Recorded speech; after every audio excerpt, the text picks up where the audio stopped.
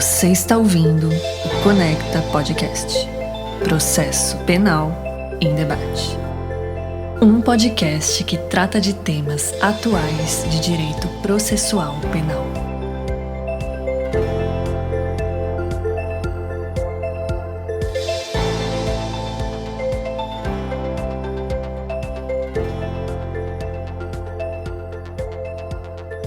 Estamos no Conecta Podcast, Processo Penal em Debate. Este é o episódio 112 do Conecta Podcast, em que nós abordaremos o tema dos efeitos das medidas protetivas de urgência contra terceiros.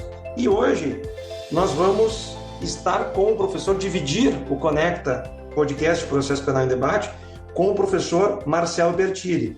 O professor Marcelo Pertile, que é doutor em Ciências Criminais pela PUC, advogado e também professor da Univale. O professor Marcelo Pertile, que inclusive tem diversos artigos publicados e tem uma obra fantástica sobre a teoria geral do delito, que inclusive o professor Marcelo Pertile nos brindou com aulas aqui na PUC Rio Grande do Sul, na pós-graduação em Ciências Penais, sobre o tema da teoria geral do delito. Mas hoje nós vamos ouvir o professor Marcelo Pertile no processo penal. Professor Marcelo, a palavra é sua. Olá, Marcos. Olá, professor Nereu, tudo bem? Muito feliz com o convite para estar aqui com vocês, né? O Marcos foi um colega na época do doutorado, em algumas cadeiras, né, Marcos? O professor Nereu era meu professor, foi meu professor tanto no mestrado quanto no doutorado, então fico bastante honrado com o convite para, não só, né, Marcos, com o teu convite para participar da pós-graduação de Ciências Penais aí da PUC do Rio Grande do Sul, mas também aqui com o Connect, né, o podcast de vocês que eu já tive a oportunidade de acompanhar, assim como o Marcos também já teve num projeto que eu e o professor Juliano Keller do Vale aqui em Santa Catarina também temos, o Direito ao Rock. Então essas plataformas que compartilham conhecimento são sempre interessantes, eu agradeço muito a oportunidade por estar aqui.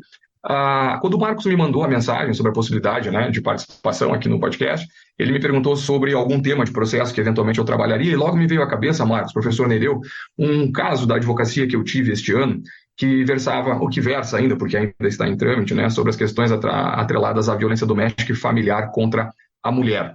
E era um caso onde uma mulher acabou sendo vítima de lesão corporal e ameaça por uma pessoa da família, tinha uma relação doméstica com essa pessoa, né? E no dia dos fatos em si havia, junto com o agressor, mais 3 ou 4 pessoas envolvidas, né?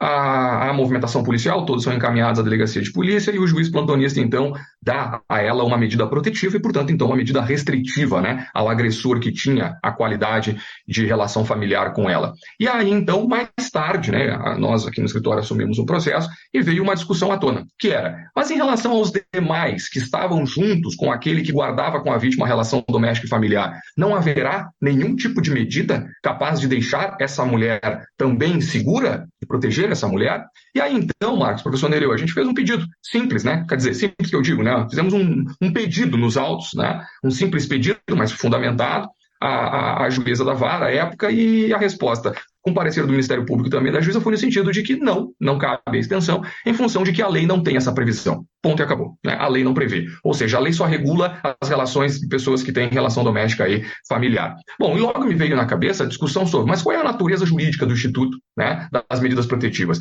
E é claro que isso eu sei que é um mar sem fim de discussão, né? Muitos defendem uma natureza cautelatória, outros vão dizer que tem uma natureza inibitória. E aí, então, nós começamos a pensar nisso aqui no escritório, e tanto para fundamentar uma hipótese de recurso, mas também aproveitamos e construímos um texto a 6 mãos, né, porque fomos eu, a minha sócia Thaís e também o sócio Juliano, e mandamos para o IBCCRIM e tivemos a felicidade de sermos publicados no boletim de julho agora de 2022 com esse texto. Mas a ideia central é a seguinte, sem que a gente entre na discussão central sobre a natureza das protetivas, né, do ponto de vista processual, se elas têm uma natureza processual cautelar ou uma natureza inibitória, né, a ideia aqui que me parece é que, adotando uma ou outra, a perspectiva de proteção da medida protetiva ela é efetiva. E como proteção, né, fazendo um resumo da ideia aqui, não há dúvida, né, que se há a intenção de proteger a mulher, uma medida protetiva que é dada de urgência nessa situação, ela deve ter a condição de se estender para a satisfação de todo o perigo no qual a mulher está envolvida. Então, basicamente, do ponto de vista processual, a justificativa é essa, né, que se o perigo está dimensionado num tamanho X, e é possível identificar que esse perigo tem uma relação com a perspectiva doméstica e familiar, que autoriza por previsão legal a proteção dela, por que não estender, né? Se há ali uma vinculação desses sujeitos com aquele que guarda com a vítima a relação doméstica e familiar. E aí, Marcos, professor Nereu, puxando um pouquinho a brasa, né, para minha sardinha, vamos dizer assim, porque sou alguém que tanto no mestrado quanto no doutorado me dediquei um pouquinho mais aos estudos da dogmática penal, é preciso dizer que essa ideia, né, da possibilidade de uma relação pessoal, de uma característica pessoal se estender contra terceiros que não aguardam, que não tenham essa característica, não é algo novo. O direito penal tem isso lá no artigo 30 do Código Penal, né? Ou seja, na hipótese de concurso de agentes, aqueles que não guardam a característica, aliás, as circunstâncias pessoais são incomunicáveis, né? Mas se comunicarão quando forem elementares do crime, diz isso o artigo 30 do Código Penal. Então, me veio à cabeça, se o Código Penal, para fins de imputação, né, ele permite imputar crimes a pessoas, ok, que não guardam aquela característica, aquela condição pessoal, certo? Quando elas forem elementares do crime. Por que não o processo não agiria, né, no sentido de dar proteção? Ou seja, se o direito penal permite a imputação em algumas circunstâncias, né, de crimes contra pessoas que não guardam determinadas características pessoais, mas só porque estão junto com outras e aquilo é elementar do crime, por que não o processo então não exerceria a possibilidade de uma proteção? Né? Por que essa função cautelar de proteger, de acalmar, né, de apaziguar determinada emergência jurídica não poderia se efetivar? Então, basicamente, a ideia é essa. Eu sei que aqui muitas discussões vão surgir sobre se o feminicídio, né, Marcos, ele guarda uma característica de natureza objetiva ou subjetiva enquanto qualificadora do crime, né? Alguns vão dizer, e o STJ está nessa linha, né, de que é uma qualificadora de ordem objetiva e que as qualificadoras de ordem objetiva poderiam sim se comunicar com os corréus, né? Alguns vão defender e vou dizer que me parece que eu fico um pouco mais tendente agora a esse posicionamento, poderíamos até mais tarde, o senhor Nereu e o senhor Marcos, conversar melhor sobre isso, mas me parece que tem aqui uma natureza mais subjetiva do que objetiva e aí, em tese, não se poderia comunicar. Mas aqui eu deixo claro que a discussão é a seguinte, né? Coautores, ok? Onde um só guarda com a mulher a relação doméstica e familiar, todos envolvidos no crime conhecem a circunstância que liga aquele agente à perspectiva da vítima, concordam com aquilo, têm comunhão de esforços com aquilo, ok? Não teria um reflexo penal na imputação frente a isso? Claro que teria um reflexo. Então, por que no processo penal, na hora de proteger a vítima, para que nem se chegue a essa fase da imputação, não seria possível estender as medidas cautelares, né, ou as medidas protetivas com um certo efeito cautelar contra terceiros, mesmo que não guardem essa condição com a vítima? Então, basicamente, a ideia é essa. E fazendo um resumo dela do ponto de vista processual, se a ideia da protetiva é proteger a mulher, se o perigo no qual a mulher está envolvido é de um tamanho X, me parece que para dar efetividade a essa protetiva, elas devem ser estendidas contra todos que estão no raio de perigo dessa mulher. A ideia basicamente é essa. Marcos, professor Nereu. Professor Marcelo, eu vou resgatar aqui, se o professor me permite, uma passagem do seu artigo publicado no IBCCRIM, que o título é A extensão contra terceiros dos efeitos das medidas protetivas para a efetividade de sua característica cautelar. Existe aqui um parágrafo dificilmente mais elucidativo do que a sua fala, mas é importante, e que propõe aqui, coloca a problemática. Seria razoável imaginar que, mesmo diante da possibilidade de responsabilização penal das pessoas que não guardam relação doméstica e familiar contra a vítima, o direito processual poderia se omitir na função cautelar preventiva?